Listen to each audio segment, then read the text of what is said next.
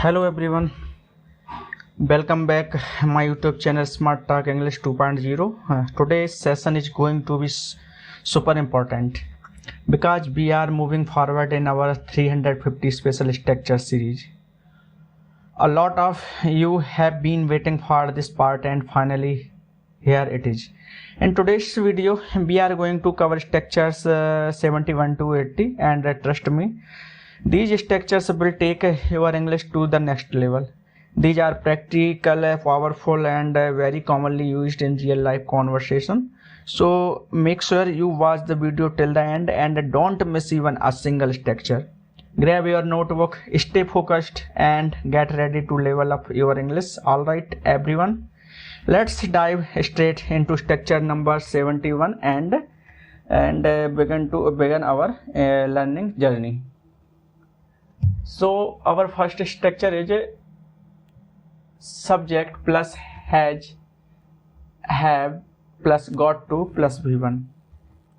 दोस्तों इस स्ट्रक्चर का जब यूज किया जाता है जब हमारे पास कोई भी ऑप्शन ना हो और हमको वह काम करना ही पड़े, तो ऐसी स्थिति में हम इस स्ट्रक्चर का यूज करते हैं। जब हमको कोई ऑप्शन ना बचे और मजबूरी में हमको यह काम करना ही पड़े, तो इस स्ट्रक्चर की मदद से हम बहुत सारे सेंटेंस बना सकते हैं।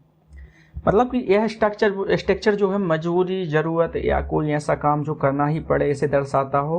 आपके पास कोई दूसरा ऑप्शन ना हो, वह काम करना ज़रूरी हो, तब हम इस स्ट्रक्चर का यूज करते हैं। और एक बात और दोस्तों, सिंगुलर के साथ आपको हैज गॉट का यूज करना है और जब आप प्लूरल के साथ आपको क्या करना है, हैव गॉट का यूज करना है। ठीक है, मतलब कि ही सी इट नेम के साथ आपको हैज लगाना है, आई बी दे यू के साथ आपको हैव का यूज करना है।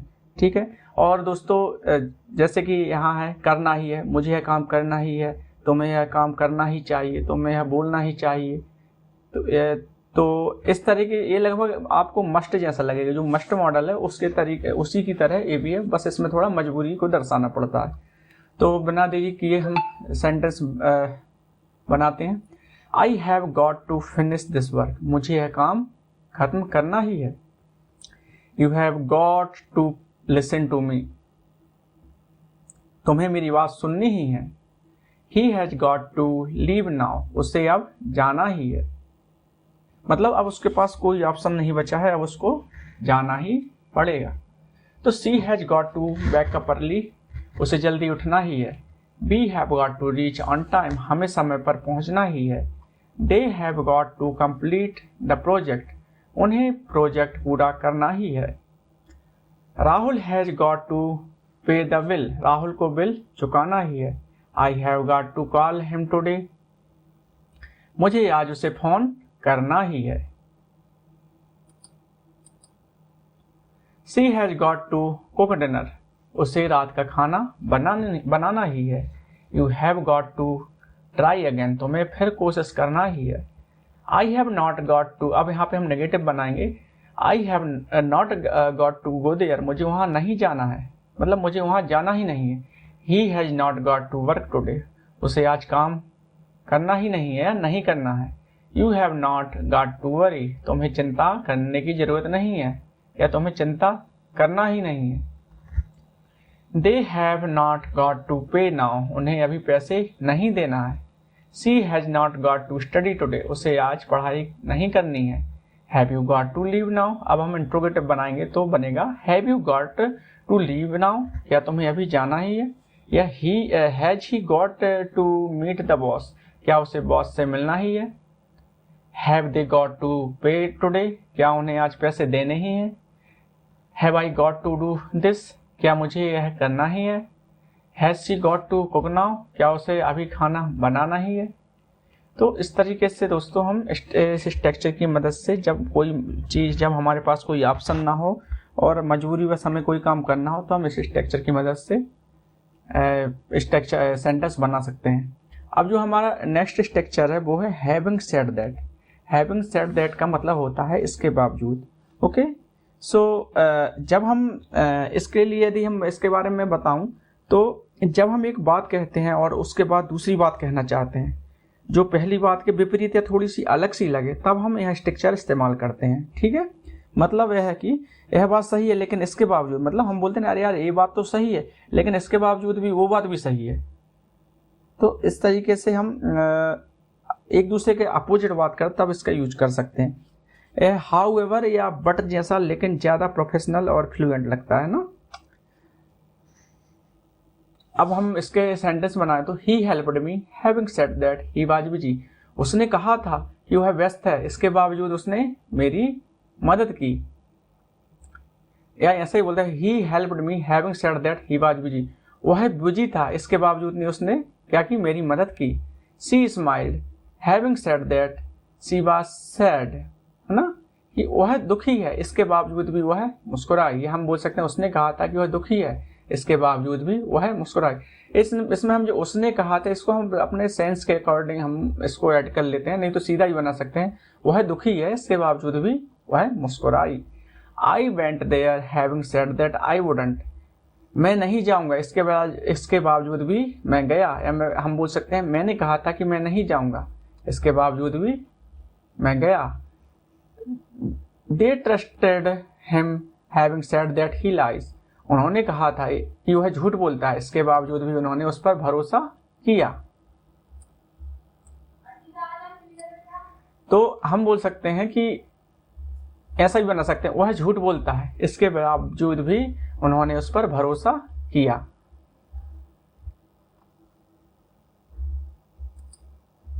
ओके, नेक्स्ट है जो he met me having said that he had no time. उसके पास समय नहीं है या उसके पास समय नहीं था, उसके बावजूद भी वह मुझसे मिला या फिर भी वह मुझसे मिला।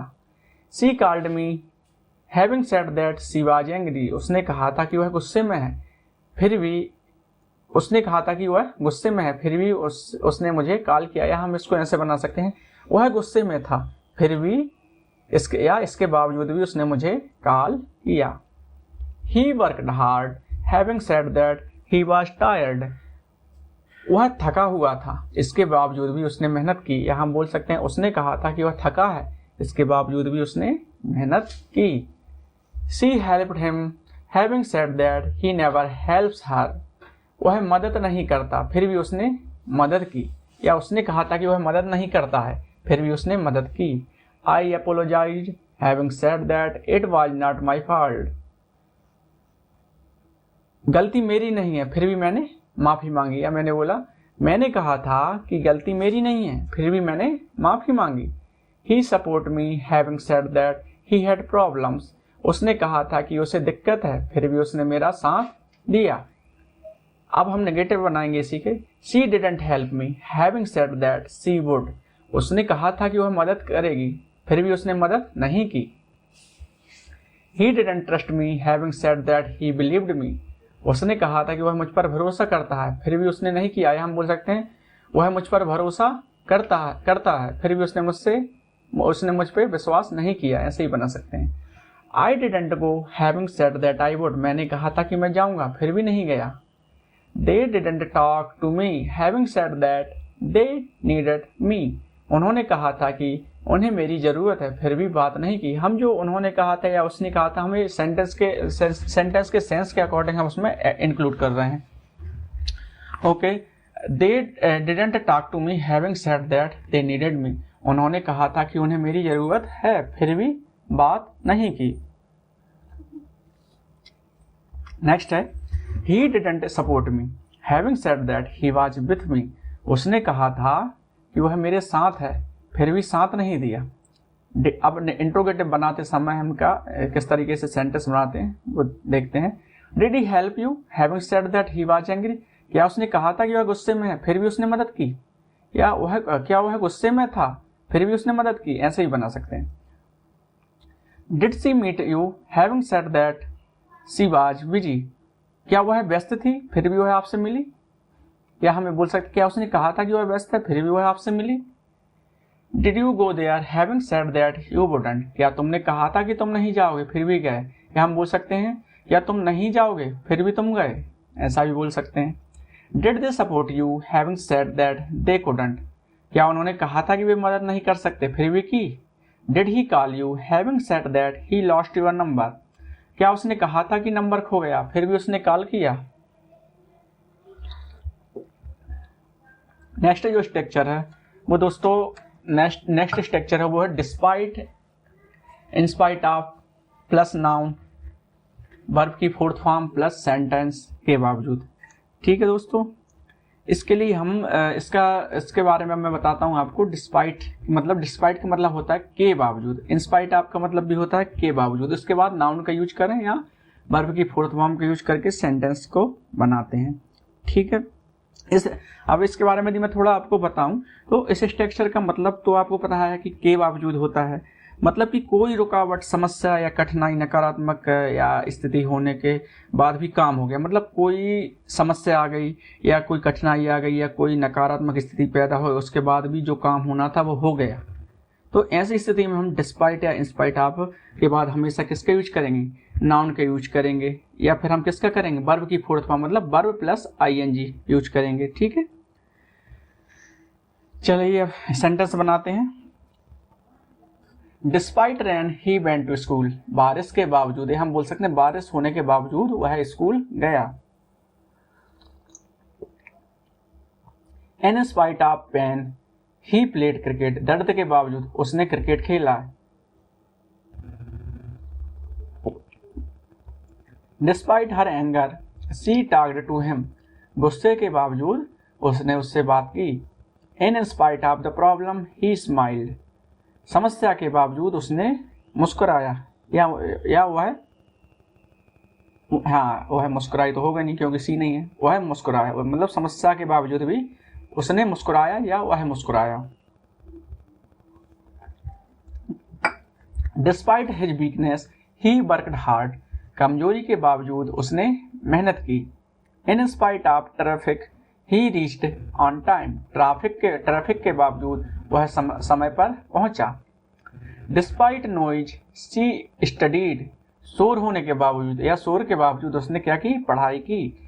अब डिस्पाइट की जगह हम इन स्पाइट ऑफ का भी यूज कर सकते हैं। In spite of his fear he went alone, डर के बावजूद उसके डर के बावजूद भी वह क्या गया? वह अकेले गया। डर के बावजूद भी वह अकेला गया।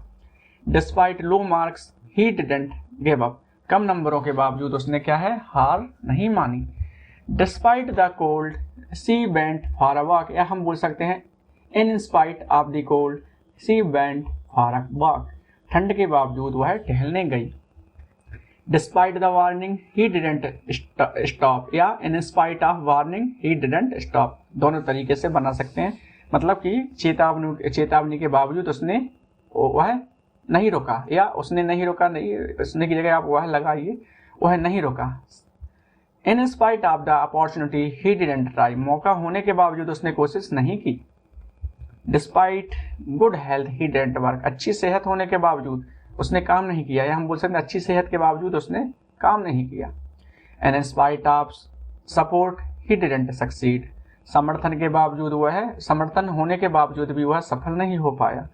Despite the time she didn't complete the work, समय होने के बावजूद उसने काम पूरा नहीं किया। Did he go despite the rain, क्या वह बारिश के बावजूद गया। Did she talk despite her anger, क्या उसने गुस्से के बावजूद बात की। अब हम इंट्रोगेटिव बना रहे हैं तो इस तरीके से बनेंगे। Did you try despite the difficulty, क्या तुमने कठिनाई के बावजूद कोशिश की। Did they work despite the heat, क्या उन्होंने गर्मी के बावजूद काम किया। Did he help you despite his problem, क्या उसने समस्या के बावजूद आपकी मदद की। अब जो दोस्तों जो स्ट्रक्चर नंबर 74 है वो है despite, in spite of plus having plus noun plus sentence, मतलब कोई चीज पास होने के बावजूद। ठीक है, अब यहाँ पर कोई चीज पास होने के बावजूद या होने के बावजूद, ऐसी स्थिति में हम हैविंग का यूज करते हैं, प्लस नाउन का यूज करेंगे। दोस्तों यदि इसके बारे में थोड़ा और बेहतर बताऊं तो मतलब जब किसी के पास मतलब कोई चीज है, ठीक है, मतलब जब किसी के पास कोई चीज है लेकिन उसका फायदा नहीं उठाया, मतलब उसके पास कोई सामान था लेकिन उस सामान का वो फायदा नहीं उठा पाए, तो या उम्मीद के हिसाब से नहीं रहा, ठीक है, तब हम यह स्ट्रक्चर इस्तेमाल करते हैं। मतलब यह चीज होने के बावजूद यहाँ पर हम क्या करते हैं, यह चीज होने के बावजूद भी इसका वह इस्तेमाल नहीं कर पाया, इस तरीके से हम ऐसी स्थिति में हैविंग का यूज करते हैं, in spite of plus having का यूज करते हैं। ठीक है, यहाँ हैविंग के बाद क्या है दोस्तों, नाउन लगेगा।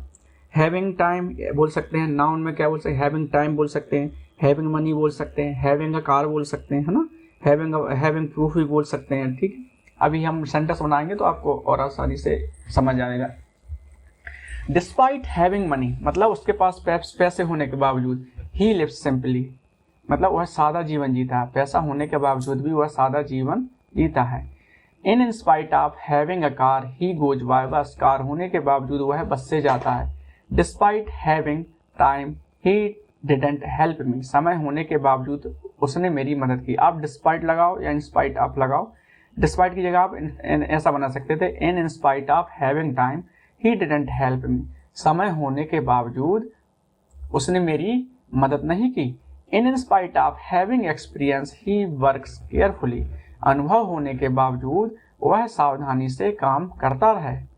अब हम डिस्पाइट एंड स्पाइट का यूज करते हैं, यदि करें डिस्पाइट हैविंग टैलेंट या in spite of having talent he is unsuccessful, प्रतिभा होने के बावजूद वह असफल है। In spite of having a job he searches for another, नौकरी होने के बावजूद वह दूसरी तलाश करता है। Despite having friends she feels lonely, दोस्त होने के बावजूद वह अकेला महसूस करती है। या हम बोल सकते हैं in spite of having a phone he couldn't call, mobile होने के बावजूद वह कॉल नहीं कर पाया। डिस्पाइट हैविंग नॉलेज ही रिमाइंडेड साइलेंट, ज्ञान होने के बावजूद वह चुप रहा।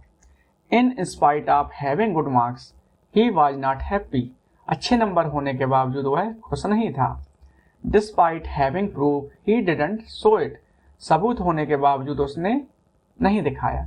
इन spite of having the opportunity he didn't try, मौका होने के बावजूद उसने कोशिश नहीं की। मतलब दोस्तों यहाँ पे कर्ता के पास कुछ होने के मतलब सब्जेक्ट के पास कुछ होने के बावजूद वह उस चीज का इस्तेमाल नहीं कर पाया, तब हम यहाँ हैविंग का यूज कर रहे हैं। Despite having energy he didn't work, ऊर्जा होने के बावजूद या एनर्जी होने के बावजूद उसने काम नहीं किया। इन spite of having support she didn't speak, समर्थन होने के बावजूद वह नहीं बोली। डिस्पाइट हैविंग एवरीथिंग या in spite of having everything he was not satisfied, सब कुछ होने के बावजूद वह संतुष्ट नहीं था। Did he help you despite having time, क्या समय होने के बावजूद उसने मदद की। या बोल सकते हैं नेक्स्ट जो सेंटेंस बनाएंगे, did she go despite having work, क्या काम होने के बावजूद वह गई। या हम बोल सकते हैं did she go in spite of having work, क्या काम होने के बावजूद वह गई। नेक्स्ट है did you try despite having a chance, या did you try in spite of having a chance, क्या मौका होने के बावजूद तुमने कोशिश की। Did they come despite having problems, क्या समस्या होने के बावजूद वे आए। या हम बोल सकते हैं did they come in spite of having problems. Did he talk in spite of having stress, या did he talk despite having stress, क्या तनाव होने के बावजूद उसने बात की। इस तरीके से दोस्तों हम जब कर्ता के पास कोई चीज है लेकिन वह उसका इस्तेमाल नहीं कर पाया किसी कारणवश, तब हम in spite plus having plus noun का यूज करते हैं। अब जो दोस्तों नेक्स्ट स्ट्रक्चर है वो भी है, उसमें हम और थोड़ा इसमें थोड़ा सा डिफरेंस मिलेगा आपको पिछले जो स्ट्रक्चर के अपेक्षा। तो हम अब नेक्स्ट स्ट्रक्चर की बात करते हैं। Despite in spite of plus being, वहाँ हैविंग था, यहाँ पर बीइंग था। ठीक, बीइंग है, ठीक है। बीइंग प्लस एडजेक्टिव, यहाँ पे एडजेक्टिव भी आ सकता है या नाउन भी आ सकता है, प्लस सेंटेंस होने के बावजूद, ठीक है। Despite in spite of plus being plus adjective noun plus sentence, इसका मतलब होता है होने के बावजूद। यदि इसके बारे में मैं आपसे बात करूं तो इस स्ट्रक्चर में हम किसी व्यक्ति की स्थिति को बताते हैं या गुण को बताते हैं, एडजेक्टिव, ठीक है। या हम इसके गुण को बताएंगे या फिर हम इसकी स्थिति को बताएंगे, और फिर देखते हैं कि इसके बावजूद भी उसमें कुछ अलग किया, मतलब, और फिर हम देखते हैं कि उसके गुण होने के बावजूद भी उसने और कुछ अलग किया, ठीक है। इस तरीके से हम जब ऐसी बात करते हैं हम ऐसे स्ट्रक्चर का यूज करते हैं। जैसे हम एग्जाम्पल लें कि जैसे थका होने के बावजूद, बीमार होने के बावजूद, बुजुर्ग होने के बावजूद भी वह माउंट एवरेस्ट पे चढ़ गया, इस तरीके से, है ना, तब हम इसका यूज करते हैं। बीइंग के बाद हमेशा दोस्तों, बीइंग के बाद हमेशा एडजेक्टिव या नाउन ही आएगा, है ना, इससे और कुछ नहीं आएगा। Despite being poor he is honest, गरीब होने के बावजूद वह ईमानदार है। In spite of being rich he is humble, अमीर होने के बावजूद वह विनम्र है। Despite being busy he helped me, वह व्यस्त होने के बावजूद उसने मेरी मदद की। In spite of being sick she went to work, बीमार होने के बावजूद वह काम पर गई।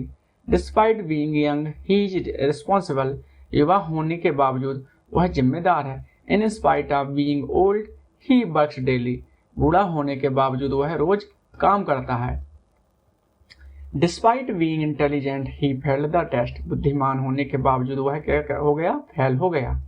इन spite of being knew she learned quickly, नई होने के बावजूद उसने जल्दी सीख लिया। डिस्पाइट बीइंग टायर्ड ही कंटिन्यूड वर्किंग, थका होने के बावजूद उसने काम जारी रखा। इन spite of being angry she talked politely, गुस्से में होने के बावजूद वह क्या है, विनम्रता से बोली। Despite being talent he didn't succeed, प्रतिभा होने के बावजूद वह सफल नहीं हुआ। In spite of being strong he didn't fight, मजबूत होने के बावजूद उसने लड़ाई नहीं की। दोस्तों यदि हमको नाउन और एडजेक्टिव में फर्क देखना हो तो उसके एक तरीका है, जैसे हम बोलते हैं तुम कैसे हो, तुम कैसे हो, हम जैसे बोलते तुम गुस्से में हो, तुम कैसे हो, तुम एंग्री हो। तो जो हम बोलते हैं तुम कैसे हो, तो कैसे हो, तो जब भी हमारे बारे में कोई बोले तुम ऐसे हो, तुम वैसे हो, तुम जैसे वैसे हो, ऐसे हो, इस तरीके की बात करें तो वो एडजेक्टिव होता है। लेकिन तुम्हारे पास क्या है, तुम्हारे पास क्या है, तो इसके लिए हम बोलते हैं जो तुम्हारे पास होता है वो क्या कहलाता है, नाउन कहलाता है। जैसे मैं बोलूं कि तुम कैसे हो, तुम स्ट्रांग हो, तो तुम्हारे पास क्या है, स्ट्रेंथ है, तो स्ट्रेंथ क्या हो गया, नाउन हो गया, और स्ट्रांग क्या हो गया, एडजेक्टिव हो गया, है ना। और तुम कैसे हो, पोलाइट हो, क्यों, तुम कैसे हो, पोलाइट हो, तो ये क्या हो गया, एडजेक्टिव हो गया। और तुम्हारे पास क्या है, पोलाइटनेस है, ठीक है। अब और जैसे मैं बोलूं तुम कैसे हो, क्यूरियस हो, क्यूरियस क्या हो गया, क्यूरियस हो गया मतलब जिज्ञासु, तुम कैसे हो, जिज्ञासु, तो ये एडजेक्टिव हो गया। यदि हम इसका नाउन बनाए तो तुम्हारे पास क्या है, तुम यदि क्यूरियस हो तो तुम्हारे पास क्या होना चाहिए, तुम्हारे पास क्यूरियोसिटी होना चाहिए। क्यूरियोसिटी मतलब जिज्ञासा होनी चाहिए, तो जो क्यूरियोसिटी है वो क्या हो गया, नाउन हो गया। इस तरीके से हम नाउन और एडजेक्टिव की पहचान कर सकते हैं। हाँ, अब आगे बढ़ते हैं। Despite being confident he couldn't speak, आत्मविश्वासी होने के बावजूद वह बोल नहीं पाई। In spite of being ready they didn't leave, तैयार होने के बावजूद वे निकले नहीं। Despite being free she didn't come, खाली होने के बावजूद वह नहीं आई। Did he help you despite being busy, क्या व्यस्त होने के बावजूद उसने मदद की। Did she smile despite being sad, क्या दुखी होने के बावजूद वह मुस्कुराई। Did you go despite being tired, क्या थका होने के बावजूद तुम गए। Did they work despite being sick, क्या बीमार होने के बावजूद उन्होंने काम किया। Did he reach on time despite being late, क्या देर होने के बावजूद वह समय पर पहुंचा। तो इस तरीके से दोस्तों हम इसका यूज करके सेंटेंस बना सकते हैं। इस स्ट्रक्चर की मदद से बहुत सारे सेंटेंस क्रिएट कर सकते हैं। और हमेशा आपको याद रखना है, बीइंग के बाद हमेशा एडजेक्टिव और नाउन का यूज करना है। एडजेक्टिव और नाउन को पहचानने की अलग ही वो तरीका है, लेकिन जो मैंने तरीका बताया वो हम आपको और ज़्यादा इजी लगेगा। जैसे मैंने बोला था कोई चीज़ तुम्हारे पास है तो तुम क्या हो, वो क्या है, नाउन है। और तुम्हारे पास जो चीज़ है वो नाउन है, लेकिन तुम कैसे हो तो वो एडजेक्टिव है। जैसे मैं बोलूँ तुम डेंजरस हो, तुम खतरनाक हो, क्यों, तो तुम्हारे पास क्या होना चाहिए, तुम्हारे पास डेंजर होना चाहिए, तुम्हारे पास खतरा होना चाहिए। तो खतरा जो है वो, डेंजर जो है वो नाउन है, और जो डेंजरस है वो क्या है, एडजेक्टिव है। और यदि हम इसी का एडवर्ब बनाएं तो डेंजरसली हो जाएगा, है ना, खतरनाक तरीके से। डेंजरसली एक क्या हो गया, एडवर्ब हो गया। हाँ, अभी हम थोड़ा, अभी तो ये यूट्यूब की अभी नई जर्नी है, तो अभी थोड़ा आगे बढ़ते जाएंगे। मैं आपको एडवर्ब एडजेक्टिव जो भी पहचानना वो सब सिखाऊंगा आराम से, ठीक है। अब हम नेक्स्ट स्ट्रक्चर पे चलें तो नेक्स्ट स्ट्रक्चर है एज सून एज, जैसे ही। एज सून एज, जो इस तरीके का आपने काफ़ी सुना होगा, जो लोग इंग्लिश स्पीकर रहते हैं एज सून एज का यूज करते हैं, ये समय आपने कई बार सुना होगा ऐसा। चलिए अभी ना सुना हो तो आप यूज करना, दूसरे सुनेंगे आपसे। एज सून एज का मतलब होता है जैसे ही। इसके बारे में यदि मैं बात करूं तो एज सून एज क्या करता है, दो कार्यों को जोड़ता है, ठीक है, दो कार्यों को जोड़ता है। पहला जैसे ही होता है और दूसरा तुरंत हो जाता है, मतलब पहला हो गया, पहला जैसे ही हुआ दूसरा भी हो गया, ठीक है। या जैसे ही मैं आया वह भी आ गई, जैसे ही मैंने खाना खाया लाइट चली गई। तो ऐसे स्थिति में हम किसका यूज करते हैं, एज सून एज का यूज करते हैं, ठीक है। इन दोनों के बीच में भी कोई भी गैप नहीं होता है, ठीक है। आदि हम इसका यूज करेंगे तब इस गैप नहीं होगा बीच में, पैटर्न वही रहेगा, एज सून एज पहला काम प्लस दूसरा काम। अभी हम बनाते हैं, देखो। As soon as she came I left, जैसे ही वह आई मैं चला गया। एज सून एज, जैसे, इसका मतलब जैसे ही होता है ना। As soon as I reached home it started raining, जैसे ही मैं घर पहुंचा बारिश शुरू हो गई। As soon as he saw me he smiled, जैसे ही उसने मुझे देखा वह मुस्कुराई। आप देखना एज सून एज के बाद बनने वाला जो सेंटेंस है वो पास्ट में आ रहा है, सभी में पास्ट में ही आएगा, है ना। As soon as they arrived we started the meeting, जैसे ही वे पहुंचे हमने मीटिंग शुरू कर दी। As soon as she open the door the dog run out, जैसे ही उसने दरवाजा खोला कुत्ता बाहर भाग गया। As soon as he heard the news he cried, जैसे ही उसने खबर सुनी वह रो पड़ा। As soon as the bell rang students came out, जैसे ही घंटी बजी छात्र बाहर आ गए। As soon as I woke up I called you, जैसे ही मैं उठा मैंने तुम्हें कॉल किया। As soon as he finished we clapped, जैसे ही उसने खत्म किया हमने तालियां बजाई। As soon as she saw the gift she became happy, जैसे ही उसने गिफ्ट देखा वह खुश हो गई। As soon as I reached, जैसे ही मैं पहुंचा he didn't talk to me, उसने मुझसे बात नहीं की। As soon as the match started he didn't sit, जैसे ही मैच शुरू हुआ वह बैठा नहीं। As soon as she came she didn't eat anything, जैसे ही वह आई उसने कुछ नहीं खाया। As soon as they got the chance they didn't try, जैसे ही मौका मिला उन्होंने कोशिश नहीं की। As soon as he saw the result he didn't react, जैसे ही उसने रिजल्ट देखा उसने प्रतिक्रिया नहीं दी। डिड यू, अब हम इंट्रोगेटिव बना रहे हैं। Did you leave as soon as she came, क्या हुआ आते ही तुम चले गए, क्या उसके आते ही तुम चले गए। Did he smile as soon as he saw you, क्या तुम्हें देखते ही वह मुस्कुराया। Did they start as soon as he arrived, क्या उसके पहुंचते ही उन्होंने शुरू कर दिया। Did she cry as soon as she heard the news, क्या खबर सुनते ही वह रो पड़ी। Did you call me as soon as you woke up, क्या उठते ही तुमने मुझे कॉल किया। नेक्स्ट जो स्ट्रक्चर है इनिशियली का मतलब होता है शुरू में, इनिशियली का मतलब होता है शुरू में, या हम शुरू में ना बोल के शुरू में भी बोल सकते हैं। इसके बारे में यदि दोस्तों मैं आपको और थोड़ा बताऊं तो इस इनिशियली का मतलब होता है शुरू में, या हम बोल सकते हैं शुरू में। तो यह किसी भी प्रक्रिया परिस्थिति या हम बोल सकते हैं व्यक्ति की शुरुआती स्थिति को बताता है। मतलब व्यक्ति शुरुआत में कुछ कर रहा था, या शुरू में वह अच्छा पढ़ता था, शुरू में वह जल्दी घर आ जाता था। इस तरीके से हम सेंटेंस बनाते हैं। और हम ऐसा बोल सकते हैं कि किसी व्यक्ति की परिस्थिति या व्यक्ति की शुरुआती स्थिति के बारे में दर्शाना, और बाद में क्या बदलाव हो गया या क्या चेंजेस आ गए उसकी तुलना करने में हम मदद करते हैं, ठीक है। तो अब हम समझते हैं आगे सेंटेंस की मदद से। Initially I didn't understand anything, शुरू में मुझे कुछ समझ नहीं आया। मतलब वो करता हो रहा है कि शुरू में मुझे कुछ समझ नहीं आया, लेकिन अब मुझे समझ आने लगा है। मतलब पहले की स्थिति और कुछ थी और अब और कुछ है, ठीक है। तब हम इसका यूज करेंगे। इनिशियली, यहाँ शुरू में अकेला लिखा है, शुरू में मुझे कुछ समझ नहीं, लेकिन हम जब डेली बोलते हैं हिंदी में बात करते हैं तो हम शुरू में वहाँ नहीं जाता था, शुरू में हम ऐसे 2 बार बोलते हैं, तो हम इसको 2 बार भी बोल सकते हैं। इनिशियली ही वाज नर्वस, शुरू में वह घबराया हुआ था, या शुरू में वह घबराया हुआ लग रहा था। इनिशियली शी रिफ्यूज्ड, शुरू में उसने मना कर दिया, शुरू में उसने मना कर दिया। इनिशियली दे सपोर्टेड हिम, शुरू में उन्होंने उसका साथ दिया, शुरू में उन्होंने उसका साथ दिया। इनिशियली एवरीथिंग वाज फाइन, शुरू में सब ठीक था।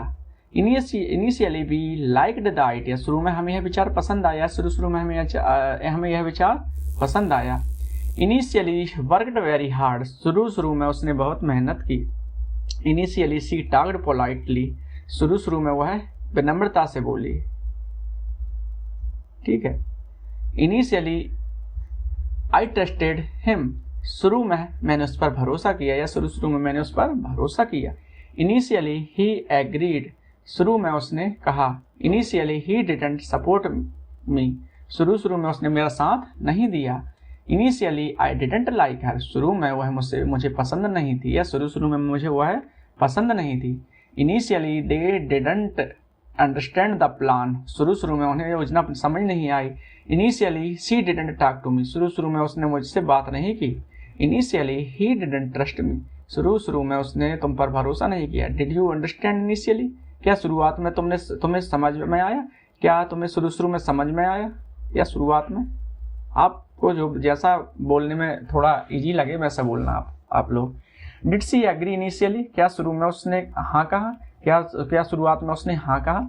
Did they like it initially, क्या शुरुआत में उन्हें यह पसंद आया। Did he trust you initially, क्या शुरू में उसने तुम पर भरोसा किया। Did you face problem initially, क्या शुरुआत में तुम्हें दिक्कत आई। अब दोस्तों जो हमारा स्ट्रक्चर नंबर 78 है, as far as I we he she know, या ऐसा ना, ही सीट नेम के साथ नो के साथ नोज हो जाता है और आई बी देव के साथ नो ही रहता है। ठीक है। एज फार एज आने होता है जहाँ तक मैं जानता हूँ तुम्हें मेरे बारे में सब कुछ पता है ना। इस तरह जहाँ तक मैं जानता हूँ वह आज स्कूल नहीं गया, जहाँ तक मैं जानता हूँ वह तुमसे बात करना चाहता था, है ना।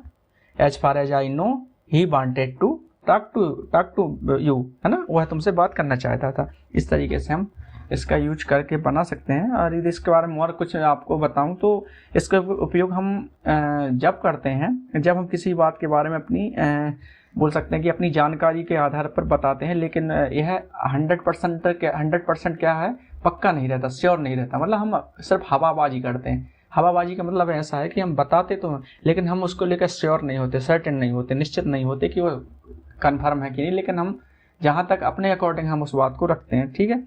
मतलब कि जहाँ तक मुझे या जहाँ तक उससे पता है, जहाँ तक मुझे पता है ना, यह वाक्य लेकिन क्या होता है, हम विनम्रता से बोलते हैं, नम्रता से ना, जहाँ तक मुझे पता है ना। रूडली बिहेव नहीं करते हैं, रूडली तरीके से नहीं बोलते हैं। चलिए सेंटेंस बनाते हैं। As far as I know he is honest, जहाँ तक मुझे पता है वह ईमानदार है। As far as I know she is at home, जहाँ तक मुझे पता हुआ घर, मतलब उसे निश्चित नहीं है कि वो घर पर है लेकिन उसे लग रहा है कि वो घर पर है, इसलिए एज फार एज का यूज कर रहे हैं ना, करते हैं। जहाँ तक as far as he knows you are right, जहाँ तक उसे पता है तुम सही हो। As far as she knows the work is done, जहाँ तक उसे पता है काम हो चुका है। As far as they know he left yesterday, जहाँ तक उन्हें पता है वह कल चला गया। As far as I know everything is fine, जहाँ तक मुझे मालूम है सब ठीक है। As far as your brother knows you are coming, जहाँ तक तुम्हारे भाई को पता है तुम आ रहे हो। As far as she knows he is single, जहाँ तक उसे पता हो वह अकेला है। As far as I know the results are good, जहाँ तक मुझे पता है परिणाम अच्छे हैं। As far as he knows the meeting is cancelled, जहाँ तक उसे पता है बैठक रद्द हो गई है। As far as I know he doesn't lie, जहाँ तक मुझे पता है झूठ नहीं बोलता है। As far as she knows they don't live here, जहाँ तक उसे पता है वे यहाँ नहीं रहते हैं। As far as he knows you don't work there, जहाँ तक उसे पता है तुम वहाँ काम नहीं करते। As far as I know he doesn't drive, जहाँ तक मुझे पता है वह गाड़ी नहीं चलाता है।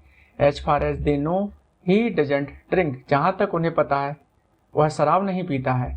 As far as you know is he coming, जहाँ तक मुझे पता क्या वह आ रहा है। As far as he knows do you live here, जहाँ तक उसे पता क्या तुम यहाँ रहते हो। As far as she knows is it true, जहाँ तक उसे पता क्या यह सच है। As far as they know is he married, जहाँ तक उन्हें पता है क्या वह शादीशुदा। लेकिन दोस्तों इसका अफर्मेटिव सेंटेंस ज़्यादा अच्छे लगते हैं, थोड़ा अच्छा फील होता है उनको बोलने में, बशर्ते कि इनको बोलने में। As far as I know is everything ready, जहाँ तक मुझे पता है क्या सब तैयार है। हाँ, जो मैंने भी बशर्ते बोला उसको हम बोलते हैं प्रोवाइडेड दैट। ओके, दोस्तों हमारा 79 जो स्ट्रक्चर है वो है could not, you have plus verb की थर्ड फॉर्म लगाना प्लस बिफोर। इसका मतलब होता है पहले नहीं कर सकते थे। यदि दोस्तों इसके बारे में यदि मैं आपको कुछ बताऊं या कुछ थोड़ा एक्सप्लेन करूं इसके बारे में, तो यह स्ट्रक्चर किसी से मतलब क्या होता है, हल्की सी अपन जो बोलते हैं ना, थोड़ी सी हल्की शिकायत या निराशा जताने के लिए करते हैं ना। मतलब तुम यह काम पहले क्यों नहीं कर सकते थे, अब क्यों कर रहे हो, अब क्यों किया, तुम वहाँ पहले क्यों नहीं जा सकते थे, पहले वहाँ चले जाते तो कितना अच्छा होता। इस तरीके से हम थोड़ी सी नाराजगी के साथ बोलते हैं, तब हम इसका यूज करते हैं। मतलब यह पास्ट में छूट चुके काम की बात करता है, जो किया जा सकता था पर किया नहीं गया। ठीक है, यानी उस टाइम जो पास्ट में किया जा सकता था वो काम, जो प्रेजेंट था वो पास्ट बन गया है, लेकिन जब वो प्रेजेंट था तब उस काम को किया जा सकता है, लेकिन नहीं किया गया, अब करना पड़ा, अब कर रहा है कोई। तो ऐसी स्थिति में हम बोल देंगे यार तुम पहले नहीं कर सकते थे, आप कर रहे हो। तो ऐसी स्थिति, मतलब इस तरीके के सेंटेंस के लिए, इस तरीके के सेंटेंस बनाने के लिए हम इस स्ट्रक्चर का यूज करते हैं। जैसे couldn't you have told me before, क्या तुम मुझे पहले नहीं बता सकते थे। couldn't you have called me before, क्या तुम मुझे पहले कॉल नहीं कर सकते थे, आप कॉल कर रहे हो, ऐसे बोल सकते हैं। couldn't you have helped me before, क्या तुम मेरी पहले मदद नहीं कर सकते थे। couldn't you have finished it before, क्या तुम इसे पहले खत्म नहीं कर सकते थे। couldn't you have come before, क्या तुम पहले नहीं आ सकते थे। couldn't you have warned me before, क्या तुम पहले चेतावनी नहीं दे सकते थे। couldn't you have asked me before, क्या तुम मुझे पहले नहीं पूछ सकते थे। couldn't you have cleaned the room before, क्या तुम कमरा पहले नहीं साफ कर सकते थे। couldn't you have prepared before, क्या तुम पहले तैयारी नहीं कर सकते थे। couldn't you have eaten before, क्या तुम पहले नहीं खा सकते थे, अब खा रहे हो। you couldn't have done this before, तुम पहले नहीं कर सकते थे। He could not have told her before, वह उसे पहले नहीं बता सकता था, अब बता रहा है, ऐसे बोलते हैं ना। They couldn't have reached before, वे पहले नहीं पहुंच सकते थे। She could not have studied before, वह पहले पढ़ नहीं सकती थी। I couldn't have finished before, मैं पहले खत्म नहीं कर सकता था। Couldn't you have explained before, क्या तुम पहले समझा नहीं सकते थे। Couldn't he have solved it before, क्या वह पहले इसे हल नहीं कर सकता था। couldn't they have left before, क्या वे पहले नहीं जा सकते थे। couldn't she have apologized before, क्या वह पहले माफी नहीं मांग सकती थी। couldn't you have met him before, क्या तुम उससे पहले नहीं मिल सकते थे। इस तरीके से दोस्तों हम इस तरीके के सेंटेंस बनाकर हम इनको डेली यूज में ला सकते हैं। जब हमको छोटी सी शिकायत किसी व्यक्ति को लेकर हो कि उस व्यक्ति ने पास्ट में वो काम कर लेना चाहिए था और किया नहीं और अब कर रहा है, तब हम उससे बोल सकते हैं तुम्हें अभी अब कर रहे हो, तुम्हें पहले कर लेना चाहिए था, पहले नहीं कर सकते थे क्या तुम उस काम को। अब दोस्तों ये लास्ट स्ट्रक्चर है आज के वीडियो का, स्ट्रक्चर नंबर 80। फिर अगले वीडियो में 81 से 90 तक स्ट्रक्चर फिर मैं आपके लिए आऊँगा। ये काफ़ी अच्छा स्ट्रक्चर है। मोर देन आई थॉट, जितना मैंने सोचा था उससे ज़्यादा। Okay, you know friend, this structure compares actually reality with your expression. कहने का मतलब मेरा है कि इसका मतलब है कि जितना मैंने सोचा था उससे ज़्यादा, मतलब हमने सामने वाले व्यक्ति से हमने को जितनी उम्मीद थी उसने उससे ज़्यादा कुछ कर दिया। यह मतलब क्या है, यह एक्चुअल रिजल्ट और आपकी उम्मीद के बीच अंतर दिखाता है। ठीक है, मतलब नतीजा आपकी सोच से बड़ा या आपकी सोच से अच्छा हो या आपकी सोच से ज़्यादा निकले या आपकी सोच से अलग निकले, तब ऐसी स्थिति में हम मोर देन आई थॉट का यूज करते हैं। ठीक है दोस्तों, अब दोस्तों इसके बारे में यदि मैं सेंटेंस बनाऊं इसके लिए, तो she is more beautiful than I thought, वह जितना मैंने सोचा था उससे ज़्यादा सुंदर है। मतलब वह लड़की जो है जरूरत से, मतलब मेरी उम्मीद से ज़्यादा क्या है, सुंदर है। नेक्स्ट सेंटेंस है you are more intelligent than I thought, तुम जितना मैंने सोचा था उससे ज़्यादा तुम क्या हो, बुद्धिमान हो। ठीक है दोस्तों, इस तरीके से हम ऐसे सेंटेंस बना सकते हैं। He is more honest than I thought, वह जितना मैंने सोचा था उससे ज़्यादा ईमानदार है। या the work is more difficult than I thought, जितना मैंने सोचा था काम उससे ज़्यादा क्या है, कठिन है। The movie was more interesting than I thought, film जितना मैंने सोचा था फिल्म उससे ज़्यादा दिलचस्प थी। या हम बोल सकते हैं फिल्म जितनी मैंने सोचा था उससे ज़्यादा दिलचस्प थी। She helped me more than I thought, उसने मेरी जितनी मैंने क्या है, हाँ ठीक है बोलता हूँ मैं अपने अकॉर्डिंग बना इसको, इसके अकॉर्डिंग नहीं अपने अकॉर्डिंग बना। She helped me more than I thought, मतलब जितना मैंने सोचा था उसने उससे ज़्यादा मेरी मदद की। He is more talented than I thought, जितना मैंने सोचा था वह उससे ज़्यादा प्रतिभाशाली है या टैलेंटेड है। This place is more beautiful than I thought, जितना मैंने सोचा था यह स्थान उससे ज़्यादा क्या है, सुंदर है। You are more confident than I thought, तुम जितना मैंने सोचा था उससे ज़्यादा आत्मविश्वासी, या जितना मैंने सोचा था तुम उससे ज़्यादा क्या हो, आत्मविश्वासी हो। The exam was easier than I thought, परीक्षा जितनी मैंने सोची थी उससे ज़्यादा आसान थी।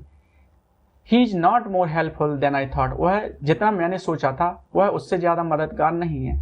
The trip was not more exciting than I thought, यात्रा जितनी मैंने सोचा था उससे ज़्यादा रोमांचक नहीं थी। She is not more polite than I thought, वह जितनी मैंने सोचा था उससे ज़्यादा क्या है, विनम्र नहीं है, या मैंने जितना सोचा था वह उससे ज़्यादा विनम्र नहीं है। It is not more expensive than I thought, यह जितना मैंने सोचा था यह उससे ज़्यादा महंगा नहीं है। You are not more responsible than I thought, तुम जितना मैंने सोचा था तुम उससे ज़्यादा जिम्मेदार नहीं हो। Are you more tired than I thought, क्या तुम जितना मैंने सोचा था उससे ज़्यादा थके हुए हो। अब हम इंट्रोगेटिव भी बना सकते हैं इसका, और काफ़ी अच्छे सेंटेंस बनते हैं इसके भी। Is he more serious than I thought, क्या जितना मैंने सोचा था क्या वह उससे ज़्यादा गंभीर है।